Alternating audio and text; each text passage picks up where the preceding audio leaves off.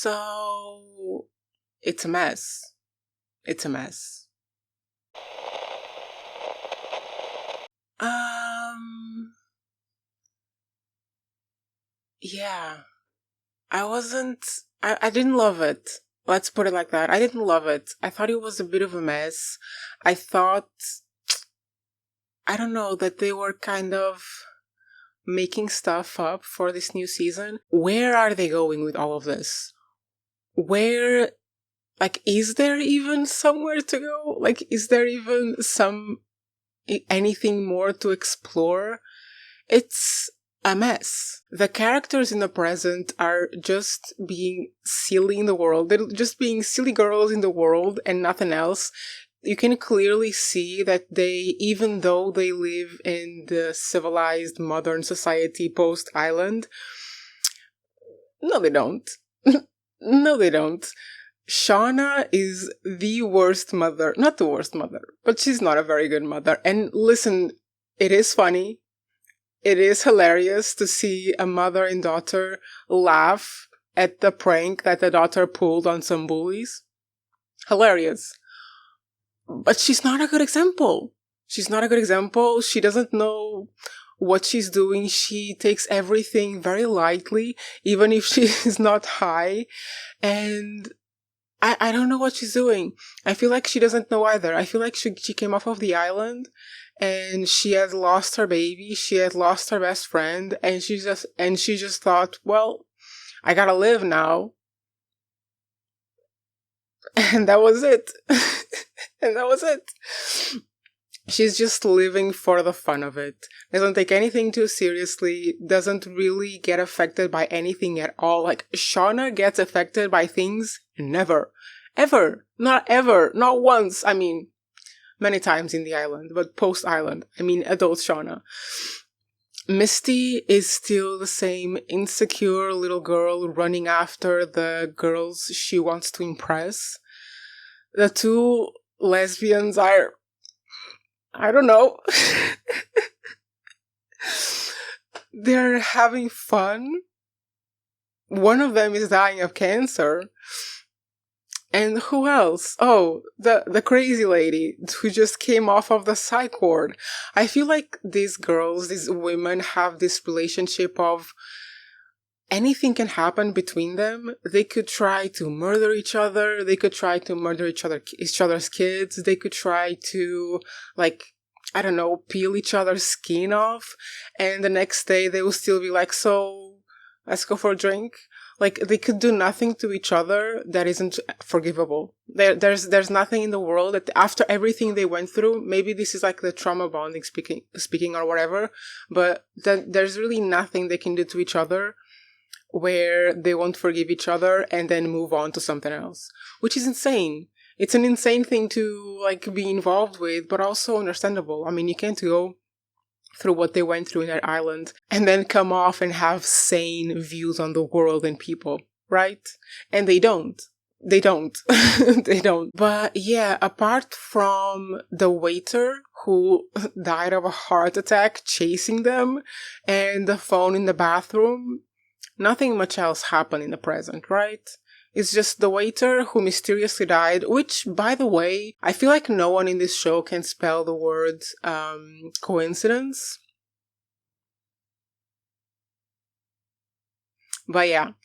And then the phone in the bathroom. Well, after what we saw in the past between Shauna and the new character who we never met before for some reason, but has been in the island the whole time, after what happened between them in the past, I feel like the person who left the phone in the bathroom has to be that person who kissed her, right? They couldn't have just introduced that for no reason. It has to have an implication for the present, and also because they no longer have one of the best characters.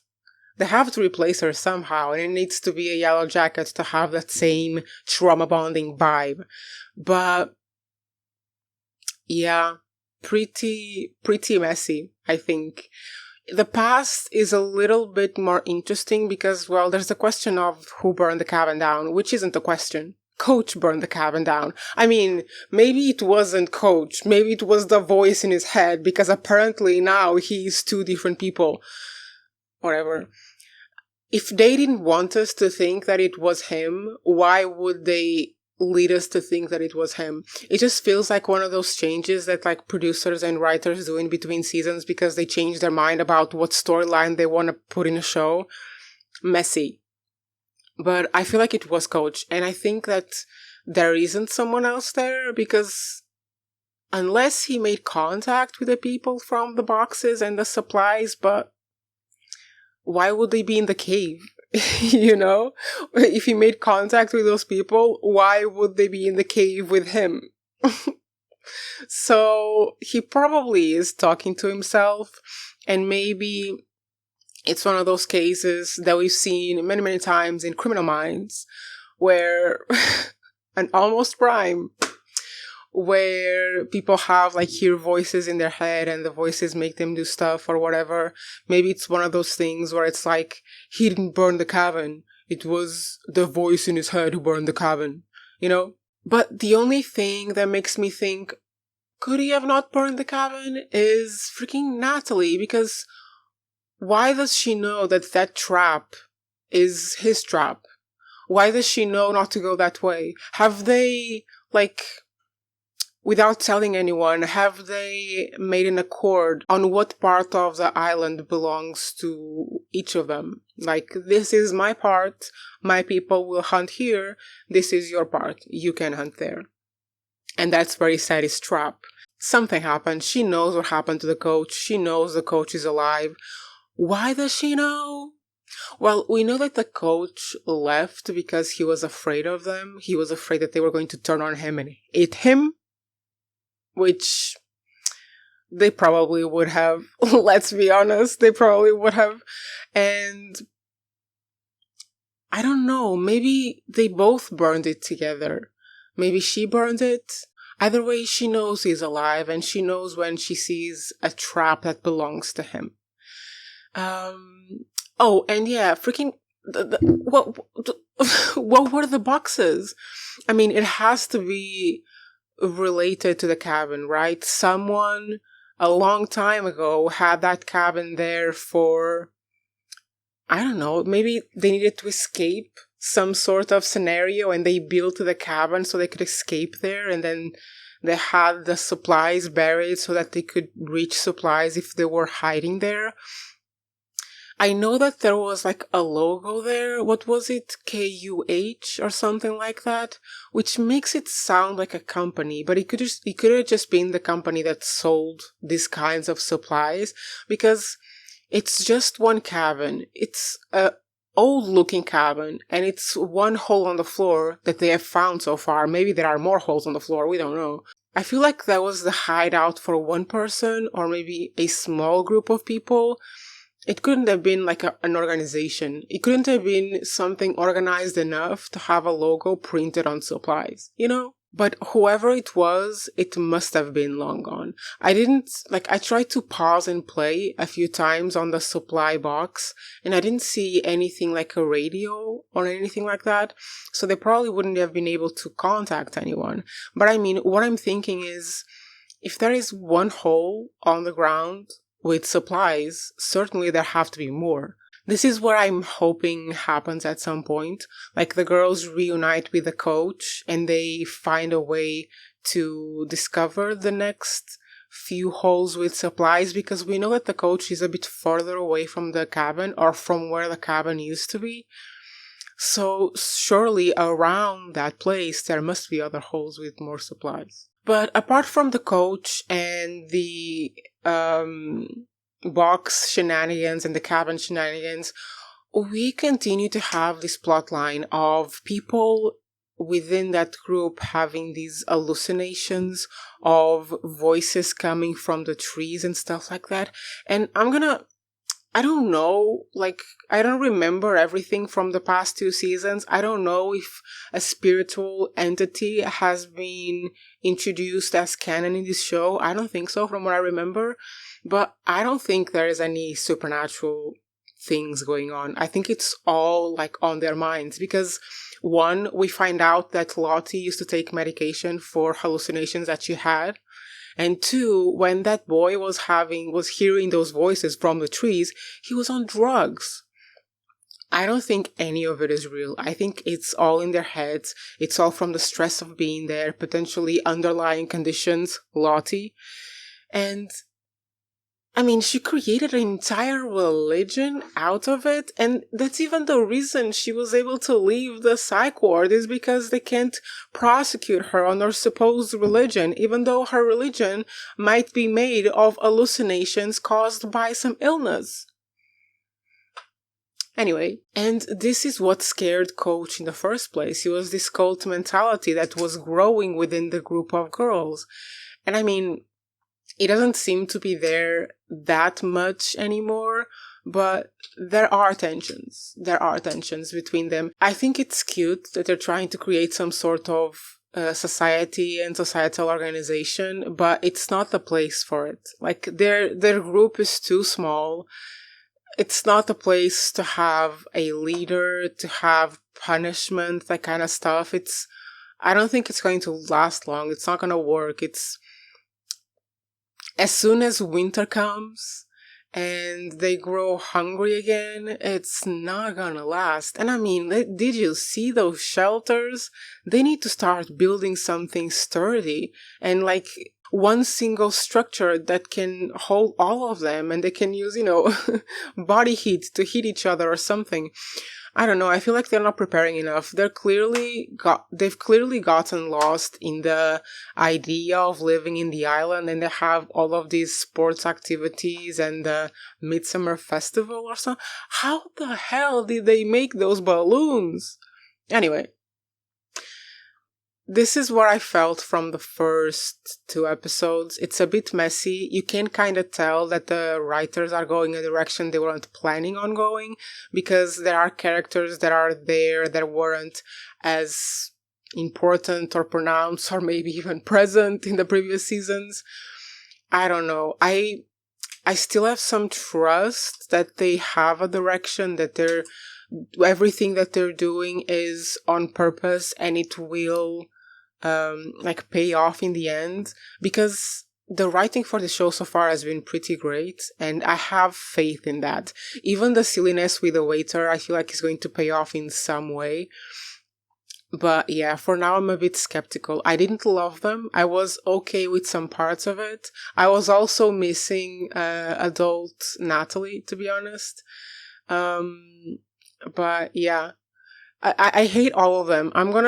Truthfully, I can't stand any of them. They are annoying beyond belief. And I mean, I think it would have been too great of an expectation to think that they would completely adjust to normal society and never have issues again. Because I mean, you can't after all of that. I don't think you can. Because they had to bend the human morality that they grew up with. They had to bend it to such an extent that there was no way they were going back. Because it wasn't just them bending the human morality they grew up with.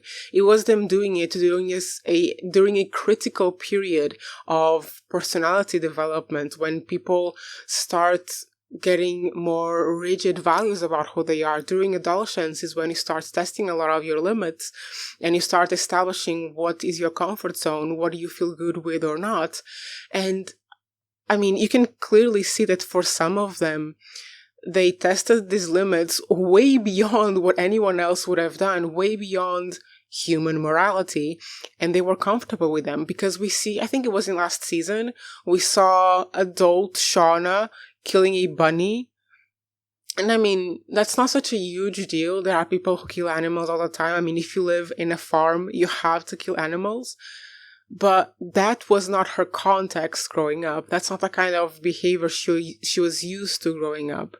So you can see how certain things that she pushed and tested in the island remained with her and shaped the way she became a person. Shaped their process of becoming. But what this reminds me a lot of is this one book. Bear with me, guys, as I transition into a little bit of a book rant. Not a book rant, a book appreciation. This book, Life Ceremony by Sayaka Murata. And I'm just going to mention the title story because this is a short story collection. It's a collection of stories about precisely what happens to these girls in the island, about bending human morals as we know them. One of the most fundamental things about being human and about human ethics and morality is we don't eat each other. In this book, life ceremony is ceremony, whatever. Life ceremony is about, the ceremony that happens after you die, where people cook your body and eat it. And in this specific story, in this specific society, it's a very normal thing to do. It's the expected thing to do. It's considered a very beautiful ritual that you invite everyone and the meat is cooked for you and then you eat it and you appreciate it and you're supposed to compliment it, and it tastes apparently very good. And that's the thing that these girls experience on the island. They kind of experience a different type of society. A different type of society with very different rules. And they do so at a very critical period of their lives. So, and it doesn't just involve eating each other. It involves living with the land. It involves considering these like spiritual beings that clearly are not there, but they are not sure about that. And it shaped them in the way that didn't leave them after they left the island. And I feel like slowly we see each of them unraveling, and we clearly see that in the show. And that's what makes it interesting, is seeing all the psychological consequences of all this bullshit in their real lives. I mean, Shauna, terrible mother, she's practically raising a sociopath. Ty, I think is her name, I forget, just lost her job and became a disgraced politician. I mean, the other girl kind of grew up pretty healthy, the one that had like the lesbian store. And Misty messed up beyond belief, but she was messed up already. That wasn't the island. Misty is just herself. No island, even the island from Lost, couldn't influence Misty into being something other than she is. Girl was always like that, honestly. But Lottie, clearly influenced by the island and messed up in many ways. But also, she had an underlying condition that we just learned of. So, but yeah, this is what I meant to say. Like, we can't expect them to have normal behaviors, or what we constitute as normal behaviors, after what they went through in the island. And even though I think the story is still very interesting, and to me, watching the consequences of what they went through in the island is one of the most interesting parts, I feel like it's a bit messy. That's the main message. It feels messy to me because it feels like they are maybe straying a little bit from what they had originally planned. And yeah, let's see how it goes. Maybe it will get better, or maybe what they're doing or what they did with these first two episodes was all planned and it will make sense in the end, and I'm just here being like, for no reason. Let's see. But yeah, I still enjoy them. Didn't love them as much as I'm loving other TV shows, but I still enjoyed it. And I feel like they have a place to go. They have material to have a place to go, but I just hope they don't keep like adding characters and plot lines just to keep the show going. I hope it all makes sense and is relevant to the story they are telling. But yeah, let's wait and see. I hope you enjoy this episode. I will see you eventually. Probably, if you are my Patreon, I'll see you very soon, because I'm going to be watching The Pit next, because another episode came out today as well. Jesus, I thought Yellowjackets were going to come on Mondays, because now it's Severance, Yellowjackets, and The Pit on Fridays. It's a full last day.